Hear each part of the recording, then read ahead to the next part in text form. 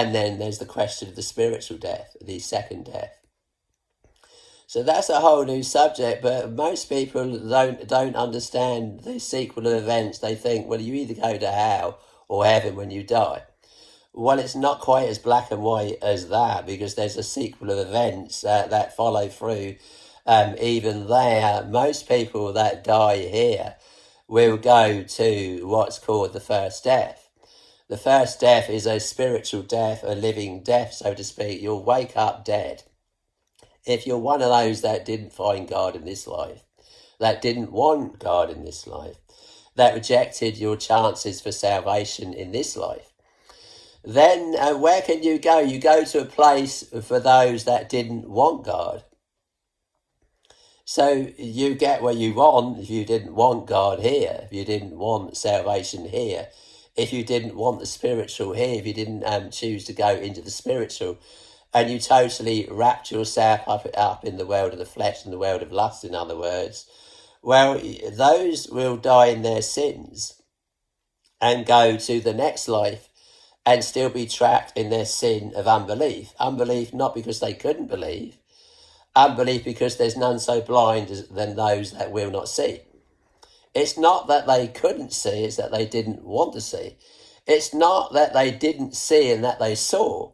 It's that many here will see and refuse to believe. So people might say, well, it's not my fault I don't believe, I didn't know. Well, many will know, many will have heard voices or had visions or seen things happen in their life that they can only, without any doubt in their mind, put down to the spiritual. It's more the case that they saw and refused to believe. It's more the case that they heard and experienced and understood but refused to believe. So they become trapped in unbelief. They go to the world where people go. Simply put, they go to a world where people go who didn't want God. So this is what they chose. And when they arrive there, it's suddenly a whole new ball game. In that, I guess going there would be much like coming here. At first, we have to master the world of the world around us, in that we're born babies. And of course, in this, we're mastering how to walk, how to talk, and how to operate in this physical realm.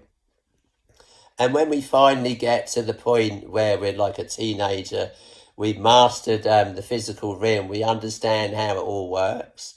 We understand how to walk, run, skip, hop when we're little. We do all this and it's fascinating to us when we're little. And of course, this can take time, and then we start understanding the world around us and all the boundaries and what we can and can't do. We can't jump from a height higher than, say, 6 foot.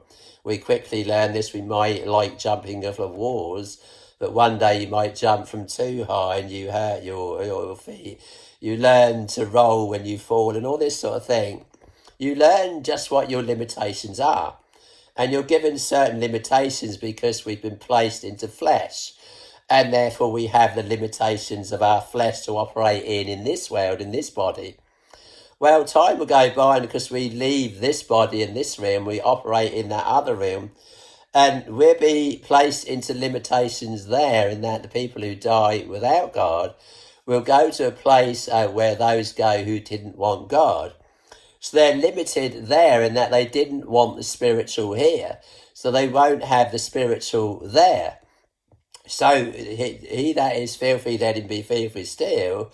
You picture these will die in their sins, as Jesus said to the Pharisees, because they refused to believe. They saw Jesus right there in front of them. They refused to believe. It's not that they didn't see. It's more the case that there's none so blind that those that will not see. So if people refuse to see, like it says here, in times past our life may suffice us to have wrought the will of the Gentiles. When we walked in lasciviousness, lust, excess of wine, revellings, banquetings, and abominable idolatries, wherein they think it's strange that you run not with them, where you had enough of it, so you didn't want to run with them, you wanted the truth. You wanted out. You weren't satisfied with all of this. You learned to hate the world around you. All this world ever taught you. You sum it all up in these few words. All the world ever taught me was to hate it. You finally arrived at the point where all that it ever taught you, you realised that everything was one great big fat whopping great lie. Either the lies were coming from Satan or they were coming from man and his carnal lusty imaginations and his longing for madness and chaos as we have this day and age, and loss of innocence. Those that choose to revel in all of this, these will hate you. Wrong can't stand the right, and right can't stand the wrong. So these, of course, going to the underworld, who shall give an account to him that's ready to judge the quick, the living, in other words, and the dead. For this cause, but Jesus going down into the underworld. At the time of Jesus' death, he gave up the ghost. Where did his ghost go? As he said it would.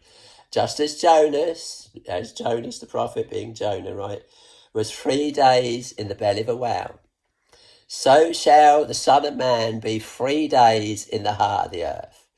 Now, what did he do down there in the heart of the earth? Well, he preached to those that were one time disobedient during the days of Noah. So, in other words, he made it clear to them the gospel. So even though in the days of Noah, what was it like in the days of Noah? And you only have to look out the window now, because Jesus said it'd be just like it was in the days of Noah in the last days before he returns. How was it in the days of Noah?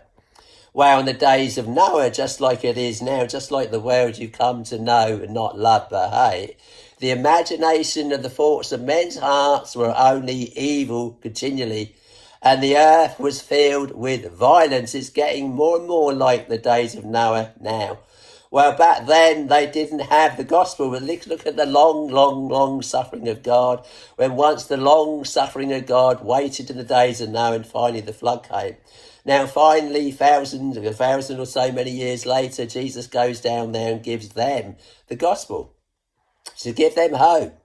So even in the underworld of Hades, and said how the underworld that Jesus went to down there, let's look at it in a dimensional place, his spirit left his body, he goes down there and gives them hope, preaches to who? The dead. Here it is here, for this cause was the gospel preached by Jesus, right, during those 3 days. For this cause was the gospel preached also to them that are dead.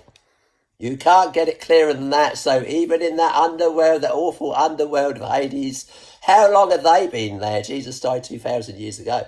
They died thousands of years earlier, so they'd been in that underworld, trapped in that state of consciousness and sin and lust, but without a body, without hope, without the spiritual, trapped in their carnal imaginations, trapped and subjected to the lusts of men, the lust of the flesh, the lust of the eyes, and the pride of life. So trapped in their sins.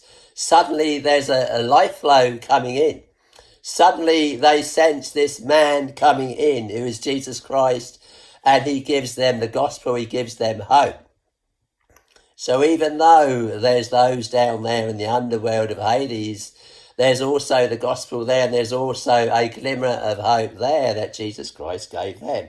So 1 Peter chapter 4, verse 6, for this cause was the gospel preached to them that are dead, that they might be judged according to men in the flesh. So in other words, we understand the gospel in this side of the world, right? In this side of the realm. We're not in the under realm. We're in this physical realm. That they might be judged according to men in the flesh. Well, we understand the gospel in this world. Back then in the days of Noah, they didn't understand the gospel because Jesus hadn't come and died. So he gives them just one more chance. Look, here's the gospel. It's all fulfilled. I've fulfilled my mission on earth. You can't look up and say, like back then, well, he hasn't done it yet. Well, we hear about this Saviour that's going to come, but we haven't seen him. We hear about this Saviour that's going to come that be like a sacrificial lamb, but we haven't seen it.